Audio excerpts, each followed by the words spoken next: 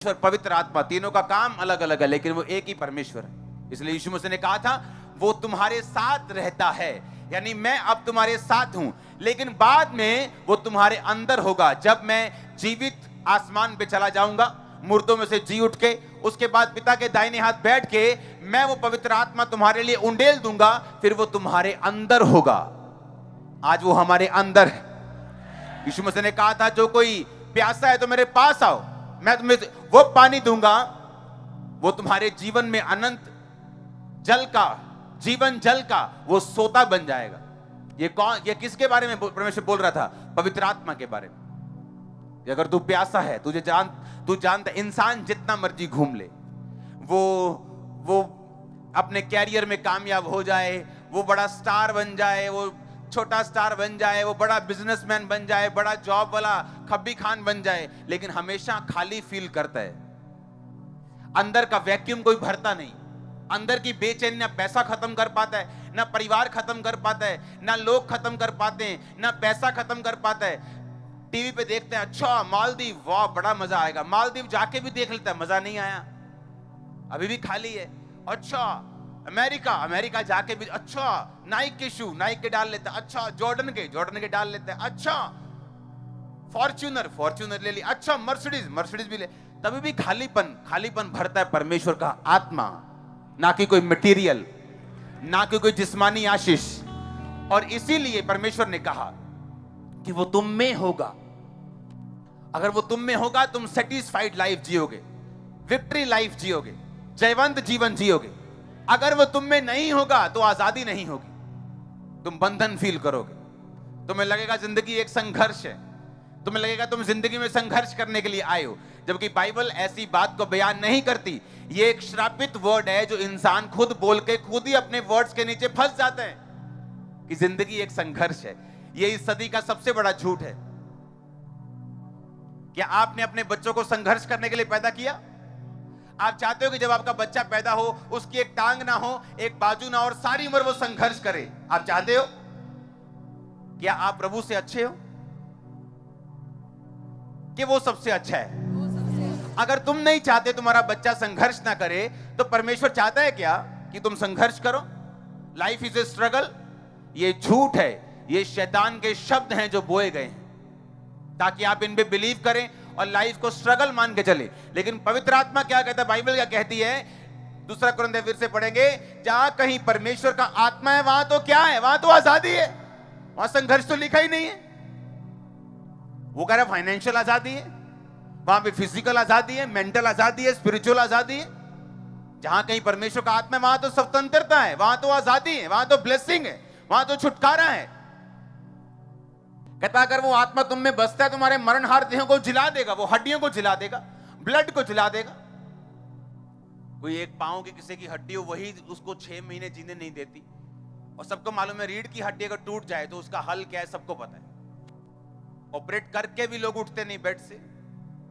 जब क्रैक हो जाती है उसका कोई हल नहीं, वेन्स दब गई, नस दब गई, चल नहीं रहा बंदा 25 साल से। देखा है कि नहीं देखा? मैंने हजारों को देखा है। जहां कहीं परमेश्वर का आत्मा होगा वहां क्या होगा? आजादी होगी। अगर वो हम में बसेगा तो हमारी मरणहार देहों को परमेश्वर ने क्या कहा? वो जी उठाएगा।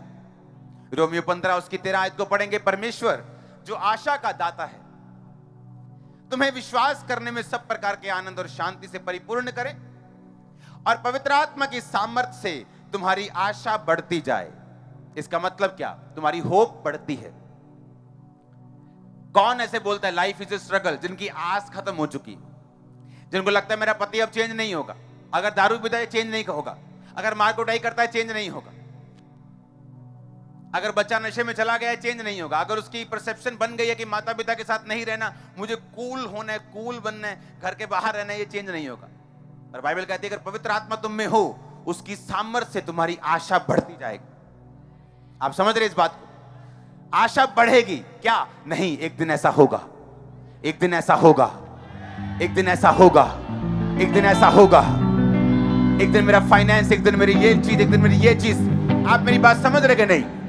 आपको मालूम होगा कि पवित्र आत्मा की सामर्थ्य से आपकी आशा बढ़ेगी। अगर किसी में आज आशा नहीं है, वो निराश बैठा है, बेआस बैठा है, उदास मुंह करके बैठे, क्योंकि उसकी आस खत्म हो गई। अब क्या होने वाला, अब कोविड आ गया, मेरा धंधा बंद है, अब कोविड आ गया, मंदी आ जाएगी, अब कोविड आ गया, अब ये हो जाए, वो बेआस है। लेकिन परमेश्वर क्या कहता है, फिर से पढ़ेंगे 15-13 को।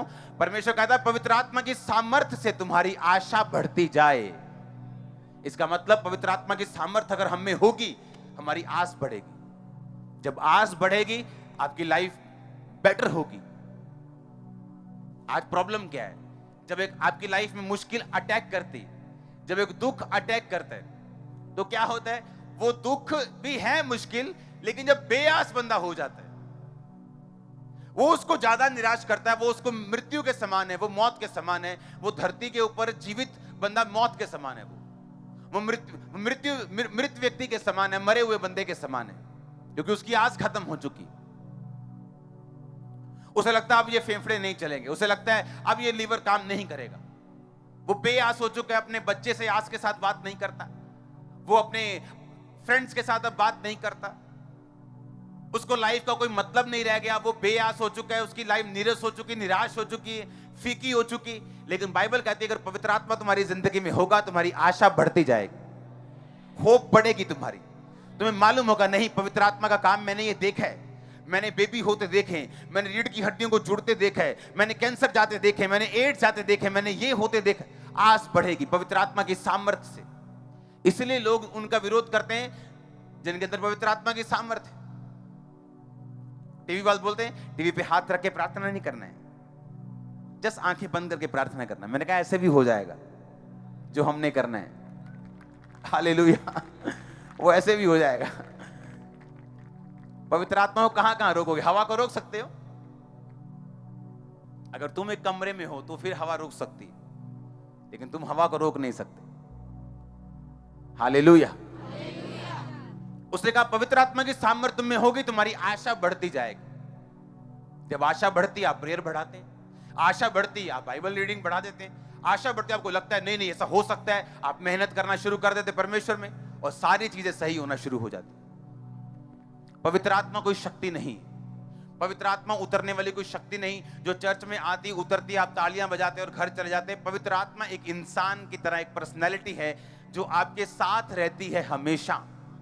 आप जब चोरी करते हैं वो निराश होता है, आप जब व्यभिचार के लिए आंखें उठा के देखते हैं वो निराश होता है, आप जब गाली निकालते हैं वो निराश होता है। और बाइबल कहती है जब तुम पवित्र आत्मा का शब्द सुनो, अपने मन को कठोर मत करो। कई बार पवित्र आत्मा आपको धीरे से बोलता है, फुसफुसा के, बपतिस्मा ले ले, बपतिस्मा।